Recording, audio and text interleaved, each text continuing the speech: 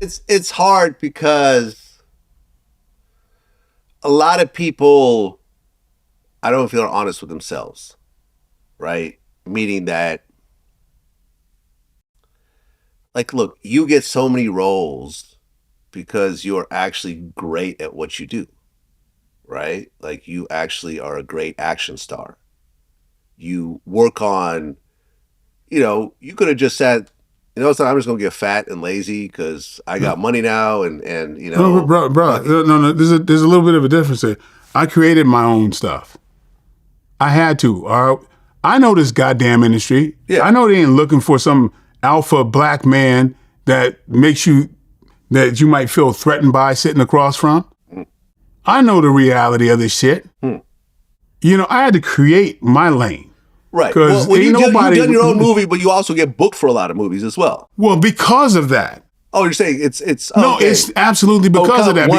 Because ain't nothing is garnered me more stuff than Outlaw Johnny Black Dynamite, Blood and Bone, things that I produced, the things I had to get done. Exactly. So I know this is a business decision. It's me having to create that. And so the fact that I'm creating my own thing. Right. So it's a little bit different than like, oh, I'm lucky I get cast and stuff. No, I'm creating my own thing. Yeah. So it's so you could look at me as what is my real job? I'm a producer. I'm a writer who creates these things, a director who happens to be in his own things that he's producing. So it's like when I'm even done with this, I'm gonna always be producing. So I'm right. So really, if you think about it, I'm a producer first. That's really, when it comes down to it, what I do. These days. You started as an actor first. Yeah. That opened the door for me to produce. Look, like I had to reinvent myself multiple times. Yeah. I was a computer programmer. Then I started a recruiting company. Then I became a DJ. Then I started doing DVDs. And then I started doing YouTube. Exactly. So you are a producer. You created. I'm a producer. I'm a creative. Exactly. Like, I had to always figure shit out because, listen, my first documentary, Ghost Ride the Whip, I got paid like $30,000 and never saw a royalty check. Mm-hmm. And I spent like 6 months working on it. I'm like, this pay sucks. Yeah. As much work as I put into it, like, where's all the royalties? Oh, now I'm seeing how the movie industry works. Like, unless you have a mega hit, you're not going to see shit. There's going to be funny accounting, and they're going to say, we haven't recouped yet. So I had to say, okay, let me do YouTube. Everyone laughed at me. Mm-hmm. Peter Spire, who I did my first film, was like, that's a waste of time. Yeah, Ain't no money in that. You know Peter, right? Yeah. He laughed at me. Mm-hmm. He said, yo, Vlad, you're wasting your time. That's not how you do it. You get these deals with these movie companies, you get some money, and then you go do another movie. Yeah, but And now when you look at me and Peter, there's a very huge difference in terms of our overall wealth and success. But I don't want us to look like we patting each other on the back or whatever. I'm not patting myself on the back. I'm just saying that had he listened to me back then, he would be right there with me. Yeah, but the point being is not falling for our own press, right? As a performer, your shit is limited. You know what I mean? Unless you're one writing the checks. See what I'm saying? Was Diddy or whomever, like whatever he calls himself, he's a producer and he can be on the album, whatever. But it's like, so those people who have come along and the door is open. Well, I think your responsibility is to start looking at the business end of it. Yeah. Right. And so that's the lesson here, that instead of, I don't want it to seem like, okay, like good for us, but the lesson being for the folks who fall into that thing. Yeah. Of just like what the industry tells you are. Yeah, that could be cool, but you got to create your own path. I think this is so important, and I really I want everyone who's watching this to really pay attention as I say this right now. Like, it's nice to say age ain't nothing but a number, but age is a real number. Mm-hmm. And there's going to be certain things that you're going to achieve in various decades of your life. Okay? At 52 years old, I know I'm not going to be a boxer. Okay? Mm-hmm. I've trained for boxing before. I broke my, the finger on my hand or whatever else, in my 20s. Mm-hmm. I've wrestled in high school, so I've done some martial arts, but I can't say at 52 years old, I'm going to restart my boxing career. Right, yeah. That is ridiculous. Mm-hmm. I know it's stupid. I'm not going to do it. I'm too old to start in the beginning of it. Yeah. I remember as a DJ, when I hit my early 30s, I mean, look, I became a DJ at 29 because I knew, okay, listen, this is the last chance I have to take it seriously because then I'm going to be too old to start. Mm-hmm. You could be an older DJ, but be a legendary DJ, and that's okay. But to be a brand new DJ when you're 40 is stupid.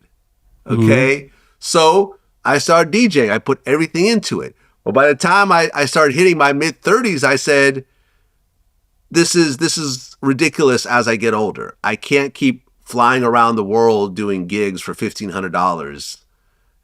I'm getting older. I'm thinking about maybe starting a family. Like, this is not the lifestyle that I wanted. There's not enough money here. I had to rethink everything I was doing to prepare myself for my 40s. Mm-hmm. You have to prepare yourself for your 40s and your 50s.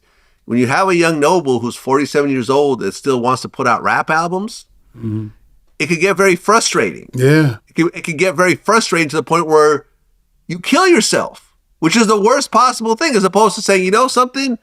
Yo, this was great in my 20s. I was with Tupac. I'm on some classic songs. I'm dope. But now I'm 47. Yo, now I'm going to be behind the scenes. I'm going to be developing artists. Yeah. I'm going to start a label. Or I'm just going to completely shift into a whole different category. Like, when you do hip hop and when you have a name, a lot of opportunities come your way that an average working person doesn't have. You have a step up over most other people. True. So there's things you could do. You can get your foot in the door in a whole lot of places that being, Joe Blow who works at Costco will never be into. But you have to take yourself seriously, and you have to be realistic, and you have to say, listen, I'm a rapper, but I'm not the best rapper. I'm not Jay-Z. Yeah, you have to take I'm not Nas. Sometimes you have to take yourself less serious too. Yeah. I'm cool. Like, let me figure out the next chapter of my life, and it may not be what I've done all these years, and that's okay. Yeah. That's okay, but you have to, like Jeffrey Owens, like, listen, I got a chance to be on the biggest show on television, but that was like 30 years ago. I'm not Denzel. Right? Mm-hmm. I'm not Christian Bale. Like, maybe this acting thing just will be something I did in the past, and that's okay because I'm not making enough money to support my family. And, now I'm working at Trader Joe's, and people are talking shit about me. But fuck them. Yeah, I would hope people would find the freedom in the fact that, like, and this might sound corny as shit, but man, like, when I just drive by. Like, there's a corner right here when I go, when I leave here and I go down Oxnard in Noble. And there's like a bunch of Mexicans that hang out to be picked up for work, like manual labor. Not anymore, though. Not with ICE out of these streets. They have scattered. They are not in that corner anymore, But here's my point, man. I'm inspired by people like that. I really am. I look at, who knows? This man might have left Mexico and is living his dream and is putting his children in a good school to give them an opportunity. Yeah.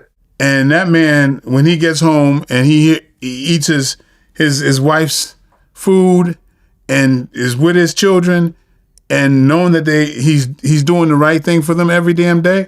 Yeah. Man, I want to be worthy enough to sit at that man's table because that's a motherfucking hero to me, right? I don't give a fuck about these stars. Fuck a lot of these people. I mean, and then I have to ask myself, could I do that? Could I be there day to day? But there's people who happily have that opportunity And it's about giving their children another chance. What if the children become a doctor? How's that man not rich? Yeah. How's that man not fulfilled in every level of being a man, right? Those people, when I ride by them, that's what I think about. And so when I think about, damn it, the illusion of this Hollywood shit, or just when somebody, a bunch of fucking strangers knew who the fuck you were, and you living for that, it's sad. It's sad when that's your God. You know, this shit will never be my God, man. It's like, you know, but the fact that I'm able to give my children this chance and I kind of live through them as well, I'm going to do the best that I can no matter what. But when I see those people, and I know rich ass people who they're fuck all with character, they're like fucked up individuals, and they have all this opportunity, you know, who the fuck do I want to sit next to? Who do I want to have be at the table? I don't want none of that other shit. You know, that's why, you know, my favorite people are just good damn people. And so my heroes were like that growing up, and they still are. I could give a damn. I'm telling you, I meet a whole lot of famous damn people, but I still look at them and I judge them by that same criteria. And and I'm sorry, I'm just not impressed by a lot of these motherfuckers. I'm just not impressed by a lot of them. And most of them don't have the character that I've seen with real people growing up. And when people look at me and think that I'm Mr., Hollywood or what, they don't know no better, but I'm simple. None. You know what I mean? No, I can attest to that, yeah. I can attest to that. And I won't change a damn thing. I don't care how much, I'm comfortable in my house. I'm thinking about, my money's going for my children, the future, and everything else. I'm comfortable where I am, but I'm lucky. My heroes are still my heroes, and it's about being just quality people, and it's really sad when people lose track of what I feel should be the most important stuff, and they keep chasing that high of this illusion, And when people say, "Oh my God, Michael White, you're amazing," I go, "Thank you. You're conditioned to feel that way. You don't know me, but I thank you for that. It is better than saying, 'Hey, Michael Jai White, you're an asshole.'" Yeah. But I'll take that over that. But I do know that, okay, yeah, you're conditioned to feel that, the people on TV are somewhat better. But I'm like, no, we're not.